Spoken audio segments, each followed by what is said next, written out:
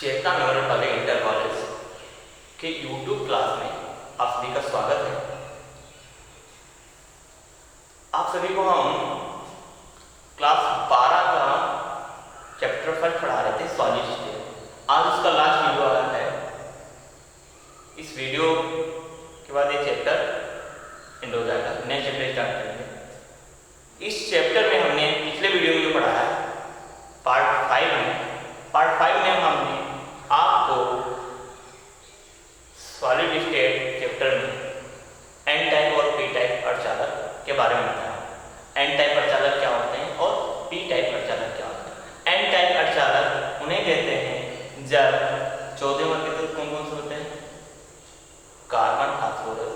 किसी पंद्रह वर्ग के तत्व फास्फोरस और चौथे वर्ग सिलिकॉन से जब संयोग करते हैं तब 15 के तत्व के साथ क्या होता है? इलेक्ट्रॉन शेष रह जाता है। तो उनके बीच जो अर्धचालक का निर्माण होता है उस इलेक्ट्रॉन के कारण, तो उसे एन टाइप अर्धचालक कहते हैं। एक इलेक्ट्रॉन की संख्या बढ़ जाती है, वो इलेक्ट्रॉन धनी हो जाते हैं। इलेक्ट्रॉन की संख्या अधिकता हो जाती है, यानी घनत्व बढ़ जाता है। ठीक, पी टाइप 13वां वर्ग चौथे वर्ग के साथ संयोग करता है, तो उससे बनने वाला अर्धचालक क्या कहलाता है? पी टाइप अर्धचालक कहलाता है। इसमें कोटर का निर्माण होता है। इतनी चीजें आपने उसमें डिस्कस की। अब आपका नेक्स्ट टॉपिक है मैग्नेटिक प्रॉपर्टी, चुंबकीय गुण। जो ठोस होंगे उनका चुंबकीय गुण क्या होता है, कैसे होता है, उसके बारे में डिस्कस करेंगे चैप्टर में, लास्ट वीडियो है। तो मैग्नेटिक प्रॉपर्टीज की बात करें तो आप जानते हैं कोई भी चुंबकीय गुण होगा तो किसके कारण होगा? किसी भी तत्व या एलिमेंट में चुंबकीय गुण होगा तो किसके कारण होगा? चुंबकीय गुण होना किसी भी तत्व में वो इलेक्ट्रॉन पे निर्भर करता है। इलेक्ट्रॉन दो प्रकार से करता है। एक हम कह सकते हैं नाभिक के चारों कक्षा में गति करता है। इस कारण इसमें क्या उत्पन्न होगा? चुंबकीय आवेश, मैग्नेटिक मूवमेंट। ये इलेक्ट्रॉन यहां से गति कर रहा है, ठीक, ये नाभिक है, ठीक। और एक क्या है? इलेक्ट्रॉन का अपने अक्ष के परितः घूमना। ऐसे इलेक्ट्रॉन का अपने अक्ष के परितः घूमना, उसके कारण भी चुंबकीय आवेश उत्पन्न होगा। तो दो तरीके से उत्पन्न होता है। एक मान लो इसके कारण चुंबकीय आवेश न्यूक्लियस स्पिन, और ये न्यूक्लियस जो चुंबकीय आवेश इसके कारण उत्पन्न होता है। तो टोटल चुंबकीय आवेश अगर लिखें तो म्यू बराबर क्या होगा? म्यूएस प्लस म्यूएम, ठीक। इसको म्यू स्पिन इलेक्ट्रॉन को म्यूएम नाभिक के चारों कक्षा का होगा, ठीक। तो ये चीजें हो गई। तो दोनों क्या होगा? दोनों का टोटल वो होगा क्या? चुंबकीय टोटल मैग्नेटिक मूवमेंट। इसको क्या बोलते हैं? Total magnetic movement. Total magnetic movement ये क्या होगा? म्यू बराबर म्यूएस प्लस म्यूएम। क्योंकि चुंबकीय आवेश अगर इलेक्ट्रॉन किसी कक्षा में घुस रहा है तब उसका चुंबकीय कक्षा में घूम रहा है, चक्कर कर रहा है, तो चक्कर कर रहा है तो उसका चुंबकीय आवेश क्या हो जाएगा? जीरो। क्या हो जाएगा? एट इज जीरो, यानी म्यूएल बराबर क्या हो जाएगा? जीरो। तो म्यू बराबर म्यूएस हो जाएगा। एस म्यूएस बराबर होता है अंडर रूट एन प्लस 2। तो म्यू बराबर क्या होगा? Under root n plus 2 BM. BM इसकी इकाई है, बोर मैग्नेट। बोर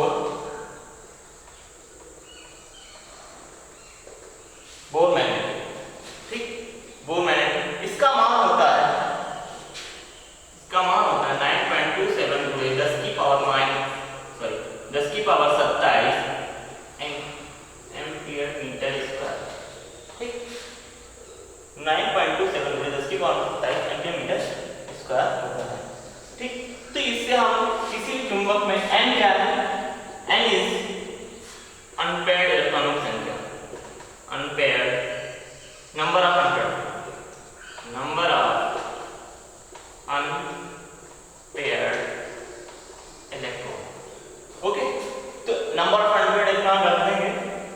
चुंबकीय आघूर्ण टोटल किसी भी एलिमेंट का निकाल सकते हैं। अब इसके आधार पर इनको टोटल कितने भागों में बांटा गया है? 4।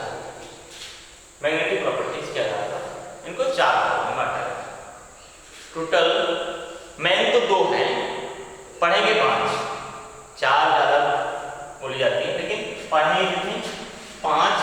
और मेन इसकी जो है 2, कितनी? 2। एक है अनुचुंबकी और एक है प्रतिचुंबकी। ठीक, अनुचुंबकी प्रतिचुंबकी इसका काफी इंपॉर्टेंट है, डायमैग्नेटिक और पैरामैग्नेटिक। ठीक, तो अभी बात करते हैं पहले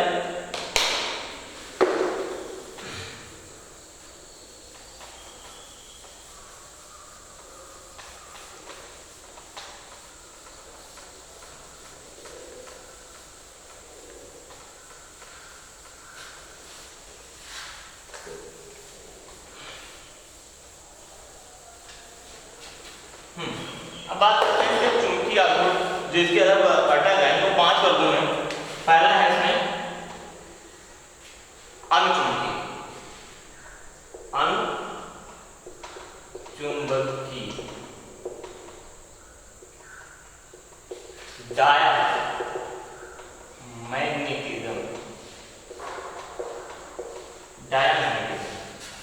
डायमैग्नेटिज्म इसको ऐसा कर सकते हैं, अनचुंबकीय पदार्थ को जब चुंबकीय क्षेत्र में रखते हैं तब वह दुर्बल रूप से आकर्षित होने लगता है।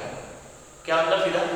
जब अनचुंबकीय पदार्थ को, कोई भी अनचुंबकीय पदार्थ को, ठीक, अनचुंबकीय पदार्थ को चुंबकीय क्षेत्र में रखते हैं तो क्या है? हल्का सा आकर्षित होता है। ठीक, आकर्षित होने लगता है तो ऐसे चुंबकीय क्षेत्र के द्वारा उत्पन्न जो चुंबकीय क्षेत्र होता है वो क्या कहलाता है? अनचुंबकीय क्षेत्र कहलाता है या अनचुंबकीय कहलाता है। मतलब जब किसी अनचुंबकीय पदार्थ को किसी चुंबकीय क्षेत्र में रखते हैं तो दुर्बल रूप से आकर्षित होने लगता है, इसी को क्या कहते हैं? अनचुंबकीय कहते हैं। ठीक, अनचुंबकीय में क्या है? इसमें अनपेयर्ड इलेक्ट्रॉन रहेंगे। अनपेयर्ड इलेक्ट्रॉन जिसमें उपस्थित होंगे वो क्या होगा? अनचुंबकीय होगा। हमारा पहचानने का तरीका है सीधा सा क्या है? वो डायमैग्नेटिक होगा। अगर अनपेयर्ड इलेक्ट्रॉन किसी भी एलिमेंट में उपस्थित हैं या किसी भी यौगिक में उपस्थित हैं तो वो यौगिक या एलिमेंट कैसा होगा? अनचुंबकीय होगा, या किसी चुंबकीय क्षेत्र में रखने पर वह दुर्बल रूप से आकर्षित होने लगे, या उसमें उपस्थित इलेक्ट्रॉन कैसे हैं? अनपेयर्ड हैं तो वो कैसा होगा? अनचुंबकीय होगा। दूसरा है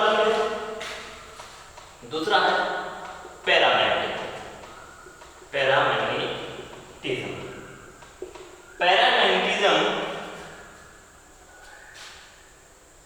इसको हिंदी में बोलते हैं प्रतिचुंबकी। पैरामैग्नेटिज्म बोलो या प्रतिचुंबकी, इसको क्या है? जब प्रतिचुंबकीय किसी पदार्थ को चुंबकीय क्षेत्र में रखते हैं तो ये दुर्बल रूप से प्रतिकर्षित होने लगता है। दुर्बल रूप से प्रतिकर्षित होने लगता है। प्रतिकर्षित मतलब आकर्षित का सीधा सा मतलब पास पास आना, पास। ठीक, एक पास खींचने लगते हैं। प्रतिकर्षित मतलब दूर दूर जा रहा है, दूर दूर जा रहा है। ठीक, तो यहां पे क्या है? जब चुंबकीय क्षेत्र में रखते हो, इसको क्षेत्र में रखते हो तो ये क्या है? दूर चले जाते हैं, हटने लगते हैं। जैसे ये नॉर्थ पोल है, ये साउथ पोल है, तो ये इसके बीच में रख देते हैं तो ये भागने लगता है, ये और दूर भागता है, और यहाँ पे क्या है? पास में आता है। ठीक, तो इस कारण उत्पन्न जो चुंबकीय क्षेत्र है जो क्या कहलाएगा? प्रतिचुंबकीय कहलाएगा। इनमें अनपेयर्ड इलेक्ट्रॉनों की संख्या क्या होगी? 0। जिसमें अनपेयर्ड इलेक्ट्रॉनों की संख्या क्या है? अनपेयर्ड इलेक्ट्रॉनों की संख्या कितनी हो? 0 हो, वो एलिमेंट क्या कहलाएंगे? पैरामैग्नेटिज्म कहलाएंगे।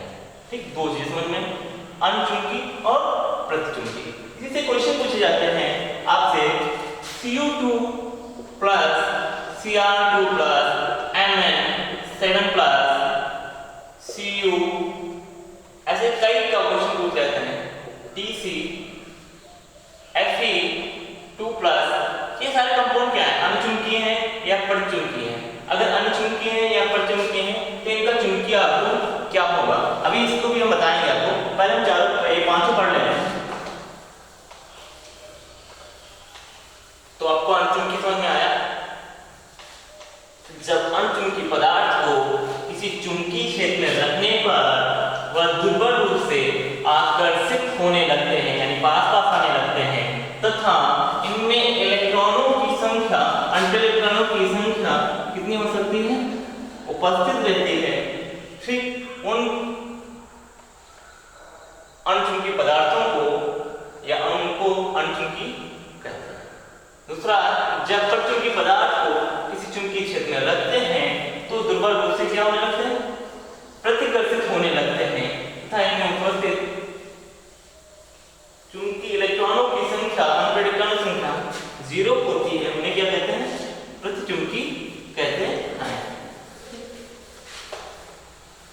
दोनों चीज ध्यान रखो, उसमें क्या हो रहा है। तीसरा देखो, पहले में क्या था, आकर्षित हो रहा था, आकर्षित हो रहा था। दूसरे में क्या था, प्रतिकर्षित हो रहा था। इसमें भी दुर्बल रूप से और इसमें भी दुर्बल रूप से। ठीक, दोनों चीज समझ में आ रही है। इसमें आकर्षित हो रहा था, इसमें भी दुर्बल रूप से, इसमें भी प्रतिकर्षित होता है दुर्बल रूप से। जब इन दोनों को किसी चुंबकीय क्षेत्र में रखते थे, मैग्नेटिक फील्ड में रखते थे, मैग्नेटिक फील्ड में जब रखते थे वो क्या होता था, आकर्षित होने लगता, पास पास आने लगते थे, और इसमें प्रतिकर्षण दूर दूर भागने लगते थे। तो ऐसे को क्या कहते थे, अनुचुंबकीय कहते थे, इनको क्या कहते थे, प्रतिचुंबकीय कहते हैं। ठीक, तीसरा है आपका लोह चुंबकीय। लोह चुंबकीय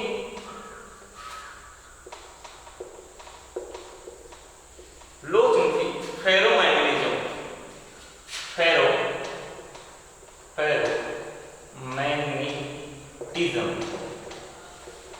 फेरोमैग्नेटिज्म इसका सीधा सा है।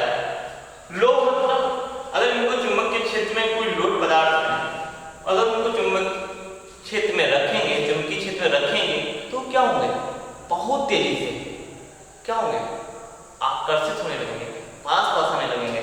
यानी सीधा से लिख सकते हैं, जब लोग चुंबकीय पदार्थ को किसी चुंबकीय क्षेत्र में रखते हैं तो वो क्या होते हैं, प्रबल रूप से आकर्षित होते हैं। क्या, प्रबल रूप से आकर्षित होने लगते हैं। तो ऐसे को क्या कहते हैं, तो वो लोह चुंबकीय पदार्थ। जैसे मान लेते हैं ये, ठीक, यहाँ पे मान लो पदार्थ रखा हुआ है, लोह चुंबकीय क्षेत्र में जैसे रखा, तो ये क्या है, वो उसके तरफ बहुत तेजी से उसकी तरफ डोमेन की जो ये है इलेक्ट्रॉन क्या है, काफी तेज से भागने लगते हैं चुंबक की तरफ। मान लो किसी पदार्थ के या किसी कंपाउंड के इलेक्ट्रॉन क्या होते हैं, चुंबक की तरह बहुत तेजी से भागने लगते हैं, यानी बहुत तेजी से आकर्षित होने लगते हैं। तो ऐसे पदार्थ को लोह चुंबकीय पदार्थ कहते हैं। तीसरा हो गया, चौथा है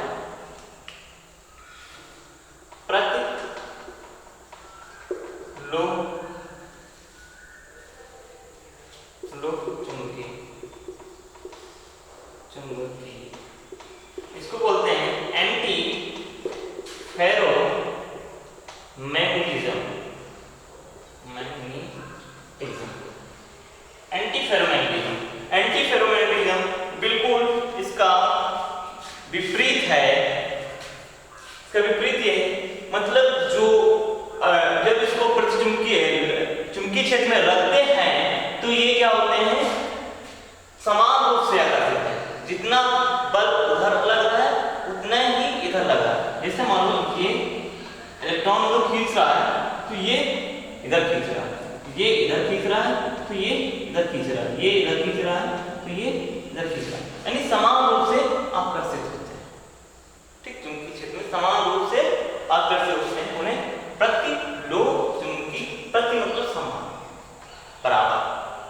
ना उधर से इधर आकर्षित होते हैं, तो वो क्या कहलाते हैं? प्रतिलोक चुंबकीय क्षेत्र कहलाते हैं। तीसरा, पांचवा है आपका लोक, प्रतिलोक और फेरी चुंबकत्व। फेरी चुंबकत्व को बोलते हैं फेरी मैग्नेटिज्म। फेरी मैग्नेटिज्म यह होता है जब किसी चीज को चुंबकीय क्षेत्र में रखते हैं तो ये क्या है, समान रूप से रखते हैं, ये कहीं ज्यादा खींच लेता है अब तो कहीं कम, ये ज्यादा। ठीक, तो ऐसे चुंबकत्व जिसमें बिहेव होता है, व्यवहार होता है, उनको क्या कहते हैं? फेरी चुंबकत्व कहते हैं। ठीक, आपको समझ में आया? पहला था अनचुंबकीय, अगर कुछ चुंबकीय क्षेत्र में रखने पर दुर्बल रूप से आकर्षित होते हैं तो अनचुंबकीय, अगर दुर्बल रूप से आकर्षित होते हैं तो प्रतिचुंबकीय, अगर प्रबल रूप से आकर्षित होते हैं तो लोचुंबकीय, अगर प्रबल रूप से ना कि दुर्बल दोनों रूप से आकर्षित होते हैं तो ये एंटीफेरोमोन, यानी समान जितना होगा। और ये फेरी चुंबकत्व, इसमें क्या है, ना प्रबल रूप से ना दुर्बल रूप से आकर्षित हो पाते हैं, कहीं प्रबल रूप से ज्यादा आकर्षित होते हैं, कहीं दुर्बल रूप से ज्यादा आकर्षित हो जाते हैं। तो ये ऐसा क्या फेरी चुंबकत्व कहलाता है। ये समान मात्रा में, ठीक, प्रतिचुंबकीय की तुलना में फेरी चुंबकत्व ज्यादा दुर्बल होता है। प्रतिचुंबकीय की तुलना में फेरी चुंबकत्व क्या होता है? दुर्बल होता है। फेरी चुंबकत्व क्या होता है? दुर्बल होता है। अब हम आपको कुछ क्वेश्चन देंगे, क्वेश्चन ज्यादा पूछे जाते हैं, वो इंपॉर्टेंट है, वो कैसे आप निकालेंगे वो चीजें हम बताएंगे।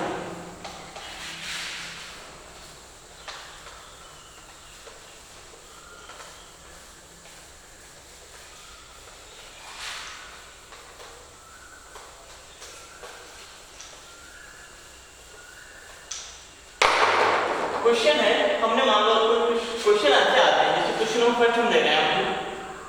क्वेश्चन ऐसे क्या आता है, Cu2 प्लस में Cu2 प्लस प्रतिचुंबकीय है कि है या अणुचुंबकीय है? अणुचुंबकीय है तथा इसका मैग्नेटिक मोमेंट तथा इसका चुंबकीय आवेश क्या होगा? इसका चुंबकीय आघूर्ण क्या होगा, बताओ। ठीक, ऐसा क्वेश्चन आता है। तो मान लो Cu2 प्लस, इसके लिए करना क्या होगा, इसमें पहले अनपेयर्ड इलेक्ट्रॉनों की संख्या बता। अगर अनपेयर्ड इलेक्ट्रॉन हमको पता चल जाएंगे, अगर अनपेयर्ड इलेक्ट्रॉन है, एक भी है, तो क्या होगा? अनचुंबकीय होगा, यानी क्या होगा? डायमैग्नेटिक। क्या होगा? डायमैग्नेटिक। अगर हाँ अनचुंबकीय है तो कैसा होगा? पैरामैग्नेटिक। और अगर प्रतिचुंबकीय है तो क्या होगा? डायमैग्नेटिक होगा। तो देखते हैं, Cu इलेक्ट्रॉनिक विन्यास निकालना होता है। कॉपर का एटॉमिक नंबर कितना होता है? 29। इलेक्ट्रॉनिक विन्यास निकालेंगे 1s2 2s2 2p6 3s2 3p6 4s2 3d9 2 तो 4 6 10 तो 12 6 18 तो 20 और 9 29। लेकिन ये अपवाद है, इसमें होता क्या है, यहाँ का एक इलेक्ट्रॉन यहाँ पे चला जाता है। ठीक, इसका इलेक्ट्रॉनिक विन्यास ये होता है। ठीक, अगर इसमें 2 पॉजिटिव चार्ज आ जाए तो मतलब क्या है, यहाँ से 2 इलेक्ट्रॉनों की कमी हो गई, यानी 2 इलेक्ट्रॉन निकल गए। 2 इलेक्ट्रॉन निकल गए तो एक तो इसके बाहरी रूप से निकलेगा यहाँ पे 0 और ये यहाँ से निकलेगा, यानी यहाँ पे 9। तो बाहरी रूप से देखते हैं यहाँ पे 3d, d में कितने इलेक्ट्रॉन होते हैं आपको पता है, s में 1, p में 2 3, d में 5 और f में 7। ठीक, तो इसमें d में कितने होते हैं? 5, 1 2 3 4 5 हो गए। इसमें कितने इलेक्ट्रॉन है? 1 2 3 4 5 6 7 8 9 इलेक्ट्रॉन, और ये 4s है, इसमें इलेक्ट्रॉन कितने? 0। ठीक, तो इसमें जो अनपेयर्ड इलेक्ट्रॉन को दिख रहे हैं, हाँ ये जो अनपेयर्ड इसमें इलेक्ट्रॉन क्या है, एक ही है, होने कितने चाहिए थे, दो। एक ऑर्बिटल में कितने इलेक्ट्रॉन होते हैं, अगर एक ऑर्बिटल है तो कितने इलेक्ट्रॉन रहेंगे, दो। अधिकतम कितने इलेक्ट्रॉन रह सकते हैं, दो, दो से ज्यादा नहीं रह सकते। तो इसमें भी एक ही है, यानी अनपेयर्ड इलेक्ट्रॉन कितने, नंबर ऑफ अनपेयर्ड इलेक्ट्रॉन कितना, एक। तो ये कैसा होगा, कैसा होगा, पैरा मैग्नेटिज्म प्रति अनुचुंबकी, पैरा मैग्नेटिज्म अनुचुंबकी, ठीक।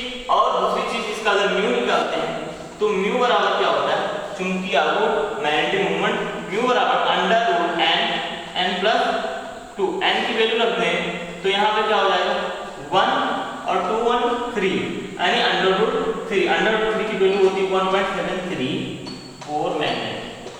यही आपका आंसर हो जाएगा, ठीक है। यानी Cu2+ कैसा है, पैरामैग्नेटिक है और इसका मैग्नेटिक मोमेंट 1.73 बोर मैग्नेट है, ठीक।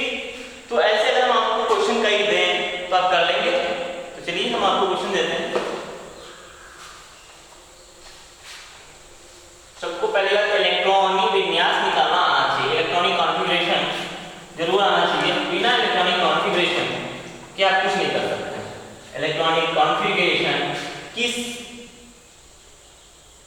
ब्लॉक में कितने कक्षक होते हैं, कितने इलेक्ट्रॉन अधिकतम रह सकते हैं, ये सब आपको करना आना चाहिए, तभी आप कर सकते हैं, ठीक। चलिए कुछ आपको 5 क्वेश्चन देंगे, आपको करके हमको बताना है, ठीक। पहला क्वेश्चन है Fe2+ है। दूसरा क्वेश्चन है Fe2+ में आपको डायमैग्नेटिक और पैरामैग्नेटिक छांटना है और इसका मैग्नेटिक मोमेंट बनाना है।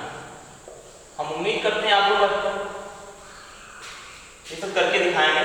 दूसरा है O- में यही चीज करना है, बताना। तीसरा है आपके लिए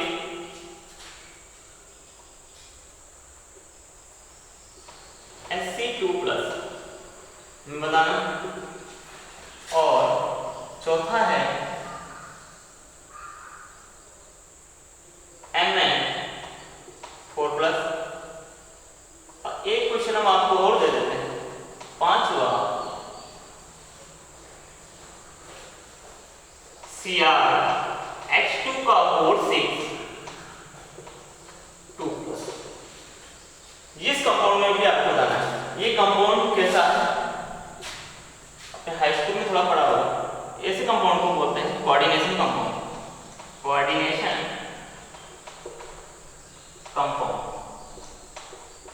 ये चैप्टर आपका पूरा चैप्टर है सेकंड बुक में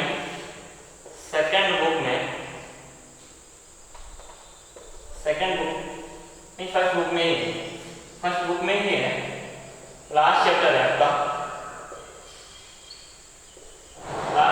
कोऑर्डिनेशन का, ठीक है। तो उसी का थोड़ा क्वेश्चन हम खाली वहां पर कंपाउंड लिए हैं, वहां पे भी आपको डायमैग्नेटिक पैरामैग्नेटिक निकालने को दिया जाएगा, वही ये क्वेश्चन ज्यादा 2 से 3 नंबर में आपके लिए काफी इंपॉर्टेंट है। हम उम्मीद करेंगे ये पांचों क्वेश्चन आप हमें करके कमेंट में बताएंगे। जो भी बच्चे हमारे कॉलेज के हैं वो भी ध्यान दे रहे हैं कि उनको व्हाट्सएप पर ग्रुप में करके भेजना है, ठीक है। धन्यवाद।